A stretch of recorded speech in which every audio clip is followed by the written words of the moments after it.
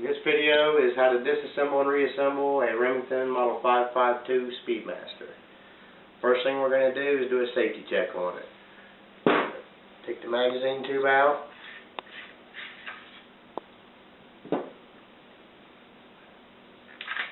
Make sure there's nothing in the chamber. Nothing's in the chamber, safe and clear. Don't pull your trigger on this. We want to leave it cocked for the disassembly. Alright, next step we're going to do, we're going to take out the two trigger plate pins. Right here and here.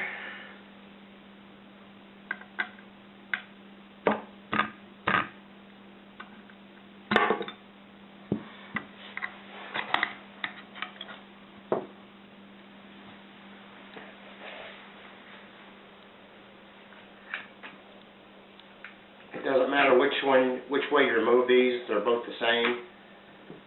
The front pin is going to be smaller than a short pin, but it's so obvious they're so much different sizes that you'll know when you do it. It's common sense. After you remove the two pins, just pull your trigger frame out, trigger assembly out. Right there it is.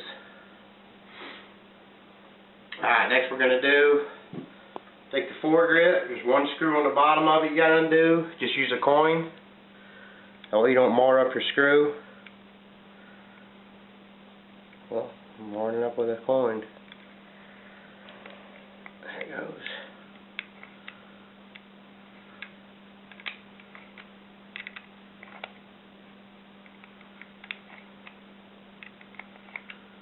Okay, you're just going to lift the back end of your foregrip up and slide it forward. All the way forward. I'm going to go ahead and take this screw out so I don't lose it later on. After that, you just grasp your barrel and your foregrip. You're just going to pull them and take your barrel out of your receiver. Put the receiver aside for now.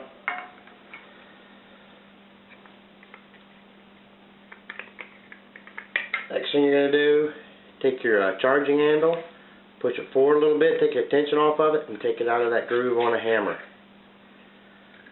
Let it slide back, and then just pull your hammer out. And that's it for that part. One other thing on the receiver that I do, this collects a lot of brass and stuff in here, is this cover plate right here. I'd take that out and clean behind it and in there. All you got to do, pull it out, lift it out, and this picks up a lot of brass and stuff. And that is it for the disassembly of the Remington Model 552 Speedmaster.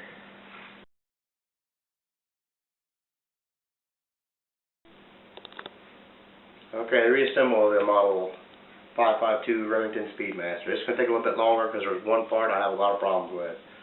First thing we're going to do is take your hammer.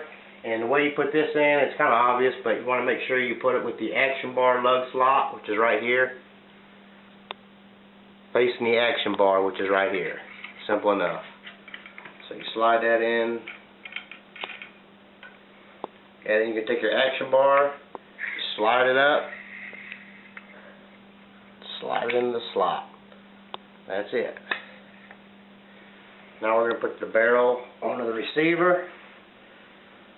Okay, like it was on this assembly, just grasp the foregrip and the barrel and slide it right here. You want your action bar to go on the outside of this rail right here. That's basically all you gotta, once you get that done, it's good to go. Well, maybe.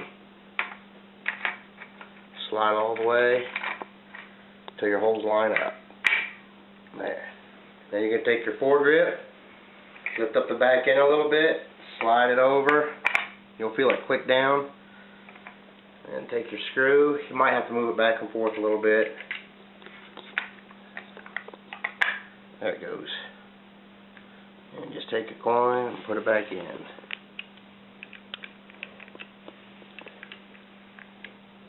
I should have put that dust cover on there first.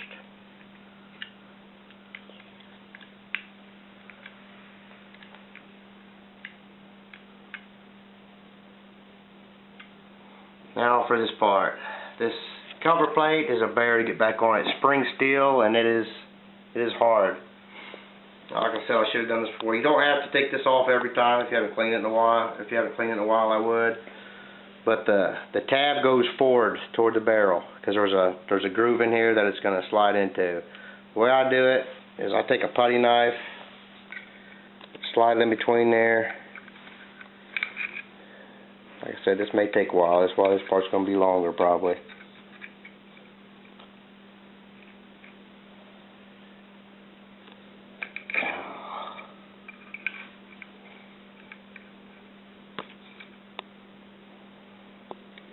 Push it in there. There it goes. And slide your putty knife out. Maybe. There. This is going to snap into the grooves. Hopefully, there it goes. And then just slide it in where you saw that tab and it'll fit into that groove. That's it. Now we're going to take the trigger assembly. The only thing to watch on the trigger assembly is where's my punch at here. Is you want to make sure this connector right here is underneath your left connector. Can you see that in there? And when we took it apart, we left it cocked in case you did pull the trigger. I want to dry fire and take the safety off. If you did pull the trigger before you disassemble it, you're just going to cock that back for reassembly. That's it. Put my safety back on so I don't accidentally hit it. And you're just going to slide this in. Goes in pretty easy. The front's going to be spring loaded a little bit. Just push it in, line up the holes. Like I said, your skinnier pin goes in the forward one, and the fatter one goes in the back one. And that's it. Do a quick function check. Clear. Safety's on. Won't fire. Safety's off. Fires. And put your magazine tube in and you're done. Then the next day or so I'll try to do a video on this out at the range. I'll do a review on it. Give some specs on the model. We'll see how it does at the range. That's it.